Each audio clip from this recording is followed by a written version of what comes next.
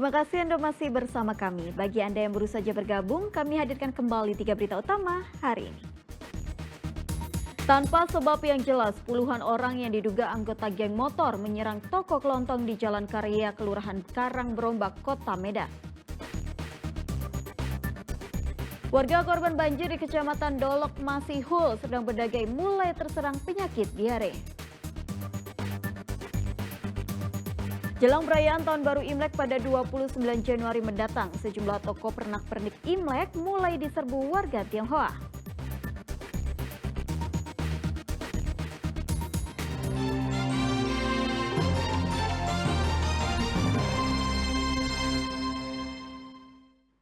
Puluhan orang dari Aliansi Sanopati berunjuk rasa ke kantor Bupati Simalungun. Masa menuntut Pemkab lebih transparan terkait anggaran dana desa dan menuntut pemekaran Kabupaten Simalungun. Sambil berorasi dan membentangkan spanduk, massa dari Aliansi Sanopati menggelar unjuk rasa menuntut transparansi anggaran desa di 31 kecamatan kepada Pemkab Simalungun. Dalam orasinya, massa menduga selama ini penggunaan anggaran dana desa di tiap desa tidak transparan dan terindikasi korupsi karena adanya temuan terjadinya perbedaan anggaran dana desa yang tidak sesuai dengan musrenbang yang sudah disepakati. Warga itu tidak pernah mengusulkan supaya dibuatnya non-box. Ya. Rupanya itu dibuatkan. Ya. Warga itu tidak pernah mengusulkan supaya dibuat pupuk organik. Ya. Rupanya dibuatkan. Setelah warga mencoba hasil daripada organik ini, rupanya nggak ada apa-apanya, nggak ada kualitas. Sementara itu dibuat menjadi 100.000 per sak. Ya. Yang setiap nagori itu hampir sekitar 190 juta. Okay. Padahal tidak ada artinya sama sekali. Ya kan, di nagori masing-masing, termasuk tadi ada saya lihat itu pemekaran nagori. Ya, untuk kegiatan itu nanti kami akan sampaikan kepada pimpinan apa yang disampaikan, kami sudah rekam. Mungkin dengan Pak Simarmata kita sudah pernah jumpa. Jadi Bapak dulu menanyakan tentang pemekaran nagori.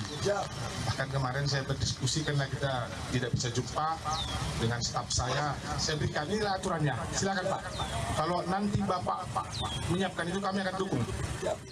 Aspirasi massa diterima oleh perwakilan dari Pemkab Simalungun. Ia berjanji akan menyampaikan aspirasi massa kepada Bupati Simalungun. Massa akhirnya membubarkan diri. Mereka akan kembali melakukan aksi jika tuntutan mereka tidak diperhatikan pihak Pemkab. Yana Asmara melaporkan dari Kabupaten Simalungun. Aparat Kecamatan Dolok Masihul membuat posko darurat di Dusun 1, Desa Bukit Cermin, Kecamatan Dolok Masihul, Kabupaten Serdang Bedagai. Hal ini karena beberapa hari terdampak banjir, warga pun mulai terserang penyakit diare.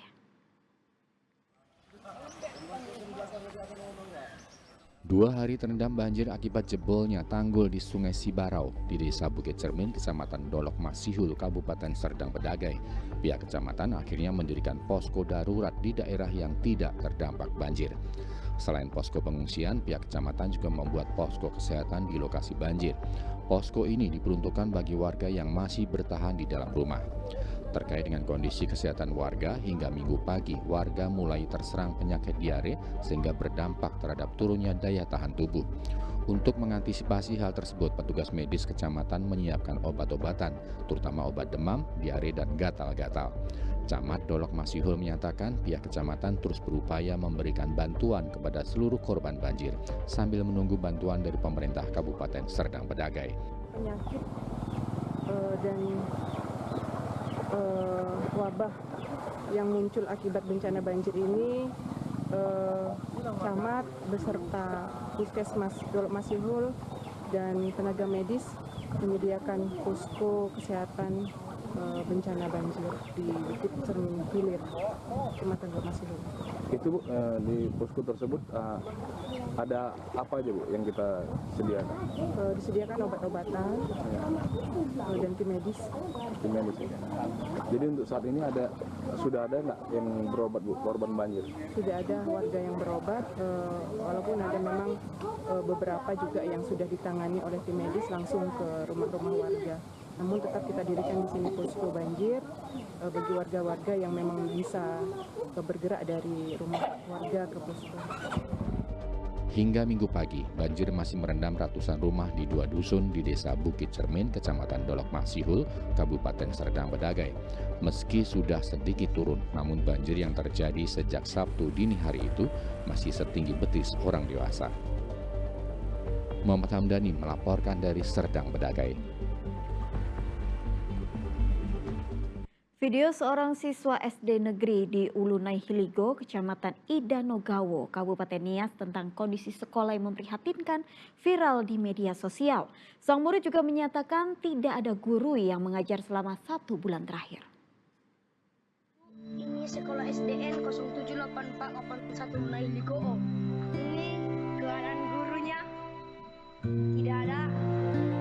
Sebuah rekaman video memperlihatkan seorang siswa merekam kondisi sekolahnya dan menunjukkan kondisi kelas yang hanya diisi oleh sejumlah murid tanpa adanya guru. Siswa tersebut juga menunjukkan kondisi kantor guru yang kosong dan hanya berisi meja dan kursi. Selain memperlihatkan kondisi ruang kelas dan ruang guru, siswa tersebut juga menyebutkan bahwa tidak ada guru sudah berlangsung hampir 1 bulan lamanya serta tak ada aktivitas belajar mengajar. Usai memperlihatkan kondisi sekolah tersebut, siswa ini merekam salah seorang temannya yang melontarkan beberapa pertanyaan. Senin, Selasa nggak ada. Rabu tidak ada. Sedikit lagi 1 bulan lah tidak ada mereka. Terkait beredarnya video ini, Kepala Sekolah SD Negeri 078481 Ulunai Hiligo membantah tidak adanya guru selama 1 bulan lamanya. Menurutnya, pada hari yang sama pada tanggal 14 Januari, ada seorang guru yang datang ke sekolah, namun video tersebut sudah diunggah ke media sosial. Saat video tersebut direkam, dirinya sedang berada di kantor dinas pendidikan, sementara guru lainnya terhalang banjir, sehingga tidak dapat pergi ke sekolah yang berada di Dusun 3, Desa Lawo Hilim Barusu, Kecamatan Idanogawo. Daerah ini merupakan daerah terisolir tanpa infrastruktur jalan dan jembatan. Para guru harus menelusuri hutan dan sungai serta melewati tebing curam selama 3 jam lamanya untuk sampai ke sekolah. Ya, selama ini tidak pernah dulu terkendala kecuali pada tanggal 14 itu. Nah, jadi kebanyakan juga guru yang ada di sana aktif dan kami juga aktif dari bawah yang agak jauh dari lokasi sekolah tersebut.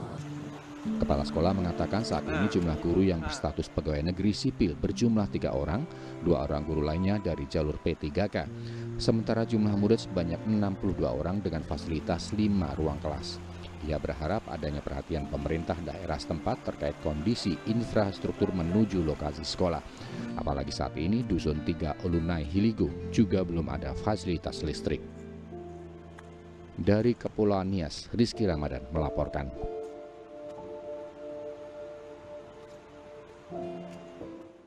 Jelang perayaan Tahun Baru Imlek pada 29 Januari 2025 mendatang, sejumlah toko pernak-pernik dan aksesoris Imlek mulai ramai dikunjungi oleh warga Tionghoa.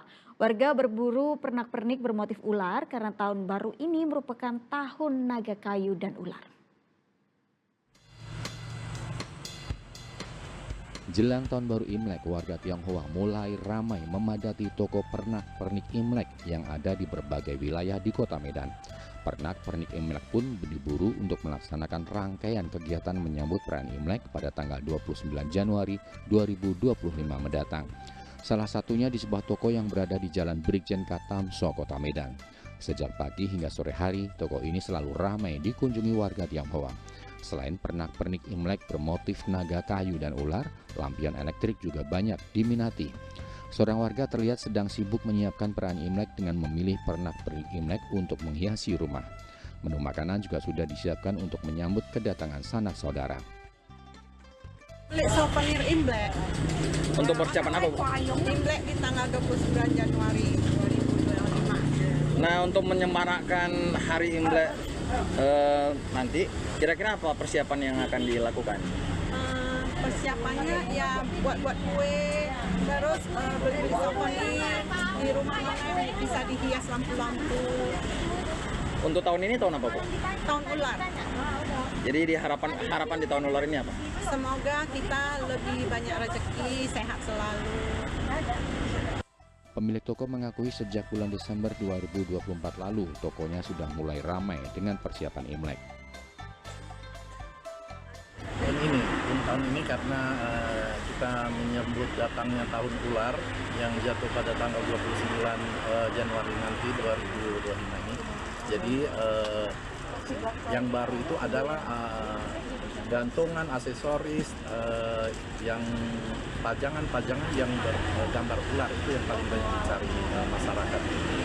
Nah, untuk pernak-perniknya sendiri yang paling banyak selain tahun ini tahun ular apa Pak? Biasa yang selalu dicari orang? Yang paling biasa dicari orang yang bertulisan pot dan gambar-gambar hand pouch, Aizen itu adalah udah umum.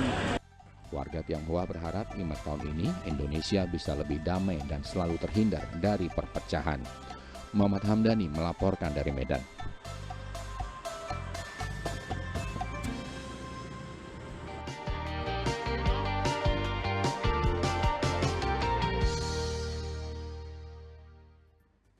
Nah, laporan tersebut mengakhiri berita Medan hari ini. Saya Tabita Putri, berterima kasih atas perhatian dan kebersamaan Anda.